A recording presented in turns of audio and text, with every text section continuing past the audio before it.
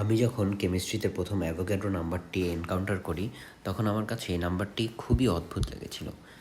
সায়েন্টিস্টরা কেনই বা 6.02 into 10⁻23 specifically এই নাম্বারটিকেই 1 মল অর্থাৎ অ্যাভোগাড্রো নাম্বার হিসেবে ইউজ করে। এটাই র্যান্ডমলি চোজেন নাকি এর পেছনে কোনো লজিক্যাল এক্সপ্লেনেশন রয়েছে? তো আমরা এই ভিডিওতে সেটি দেখব। এটার পেছনে আসলে খুবই সিম্পল একটি লজিক্যাল এক্সপ্লেনেশন রয়েছে। একটা বেসিক ফ্যাক্ট দিয়ে যদি আমরা শুরু করি, যে আমাদের নিউক্লিয়াসের ভিতর, একটা অ্যাটমের নিউক্লিয়াসের ভিতর প্রোটন এবং নিউট্রন থাকে। ওকে, তো প্রোটন আর নিউট্রনের ম্যাস প্রায় কাছাকাছি। একটি প্রোটন বা নিউট্রনের ম্যাসকে আমরা অ্যাপ্রক্সিমেটলি বলতে পারি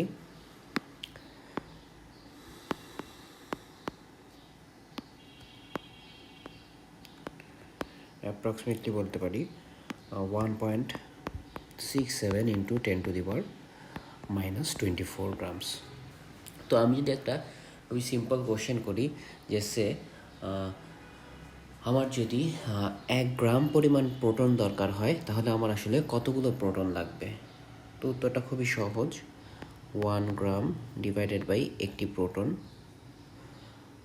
প্রোটন বা একটি নিউট্রনের ম্যাস 1.67 ইন্টু 10⁻⁻24 গ্রামস। তো অ্যাপ্রক্সিমেটলি 6.6 ইন্টু 10⁻23 এসেনশিয়ালি আমাদের অ্যাভোগাড্রো নাম্বার। ওকে, তো আমরা এই আইডিয়াটাকে যদি আরেকটু এক্সপ্যান্ড করার চেষ্টা করি, আমরা যদি একটা কার্বন 12 অ্যাটমের দিকে তাকাই, এটার একটা অ্যাটমের ম্যাস আসলে কত? Mass of 1 carbon 12 atom. তো টোটাল 12টা প্রোটন, 6টা প্রোটন আর 6টা নিউট্রন মিলে টোটাল 12টা পার্টিকেল আছে, তাদের ম্যাস হচ্ছে 1.67, রাফলি স্পিকিং 1.67 ইন্টু 10⁻⁻23। তো এটাই বেসিক্যালি একটা কার্বন 12 অ্যাটমের ম্যাস। তো এখনও যদি আমরা আগের মতো আবারও এই কোশ্চেনটা জিজ্ঞেস করি, ওর যে ম্যাস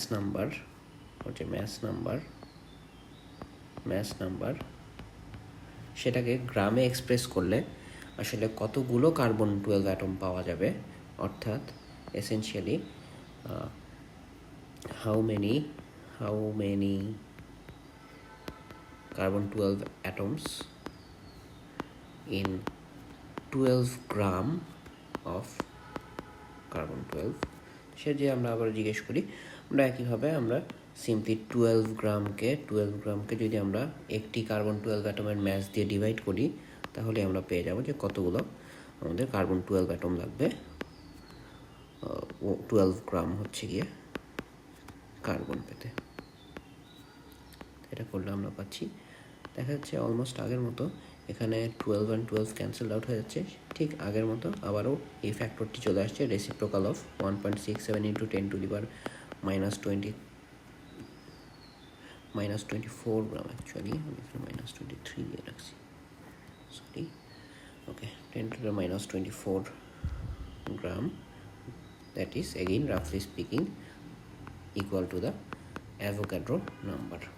Okay, আবার আমরা যদি এই সেম জিনিসটা আমরা হচ্ছে যদি অক্সিজেনের ক্ষেত্রে করি, অক্সিজেন হচ্ছে ম্যাস নাম্বার 16। ওকে, তো আমরা যদি জিজ্ঞেস করি যে একটা অক্সিজেন 16 অ্যাটমের ম্যাস কত, তো সেটা সিম্পলি আমরা বলতে পারি রাফলি স্পিকিং 16 ইন্টু 1.67 ইন্টু 10⁻⁻24 গ্রাম। আমরা যদি এগেইন আবার ওই কোশ্চেনটি জিজ্ঞেস করি যে ওর ম্যাস নাম্বার সেটাকে যদি আমরা গ্রামে এক্সপ্রেস করে জানতে চাই সেখানে আসলে কতগুলো অক্সিজেন অ্যাটম থাকবে, অর্থাৎ how many O16 atoms in 16 gram. ওর ম্যাস নাম্বারের যদি আমরা গ্রামে এক্সপ্রেস করি 16 গ্রাম অফ 16। তো এই কোশ্চেন যদি আমরা আবারও করি, তা আমরা একইভাবে আবারও বের করতে পারি যে 16 গ্রাম ডিভাইডেড বাই একটা O16 অ্যাটমের ম্যাস 16 ইন্টু, যেটা বেসিক্যালি এটা 60 into 1.67 into 10 to the power minus 24 gram, which is again roughly speaking 6 into 10 to the power 23, the Avogadro number. Okay, আমরা কি বলতে পারি যে আমাদের Avogadro number basically the reciprocal of the mass of a proton or a neutron. হ্যাঁ, আমরা সেটাই বারবার দেখতেছি। এবং আমরা আরও দেখতেছি যে আমরা যে কোনো একটা এলিমেন্টের ম্যাস নাম্বারকে যদি আমরা গ্রামে এক্সপ্রেস করি, তাহলে আমরা অ্যাভোগাড্রো নাম্বারের সমান সংখ্যক অ্যাটম পাই। অর্থাৎ for any element mass number expressed in grams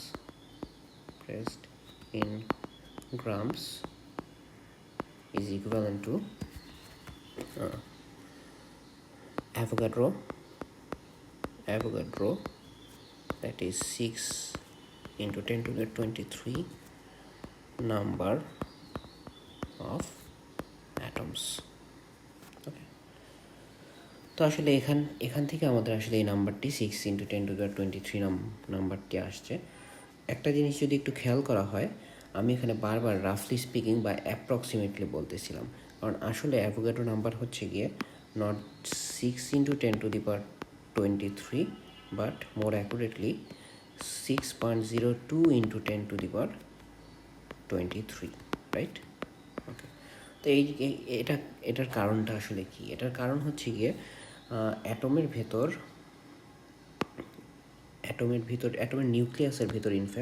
নিউক্লিয়াসের ভিতর যখন প্রোটন আর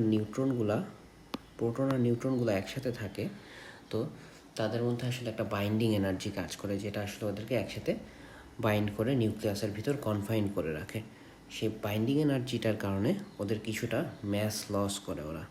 আমরা জানি আইনস্টাইনের ফর্মুলার থেকে E equals to mc square. Mass আর এনার্জি অলমোস্ট ইকুইভ্যালেন্ট। যখন হচ্ছে গিয়ে প্রোটন আর নিউট্রনকে একসাথে রাখার জন্য, কনফাইন রাখার জন্য ওরা যে বাইন্ডিং এনার্জিটা ইউজ করতেছে, ওদের ম্যাসটাই ওদের বাইন্ডিং এনার্জিটা প্রোভাইড করতেছে। তো ওদের এফেক্টিভ ম্যাসটা আসলে নিউক্লিয়াসের ভিতর কিছুটা হলেও কমে যায়। ফলে আমরা দেখি আসলে যে ওদের effective mass 1.67 into 10 to the power minus 24 grams না হয়ে effective mass 1.66 into 10 to the power 24 গ্রামের বেশি কাছাকাছি হয়। তো আমরা যদি সেটার রেসিপ্রোকাল নেই 1.66 into 10 to the power minus 24, তখন আমরা দেখব যে আমরা আরও ক্লোজলি আমাদের অ্যাভোগাড্রো নাম্বারটাকে অ্যাপ্রোচ করতেছি। আমাদের অ্যাভোগাড্রো নাম্বার আসলে র্যান্ডম কোনো কোইন্সিডেন্স না বা র্যান্ডম কোনো চয়েস না। এটা বেসিক্যালি হচ্ছে কি একটা প্রোটন বা একটা নিউট্রনের এফেক্টিভ ম্যাসের রেসিপ্রোকাল, এবং সেটা খুব ন্যাচারালি আমাদের স্টয়কিওমেট্রিতে পপ আপ করে। ওকে।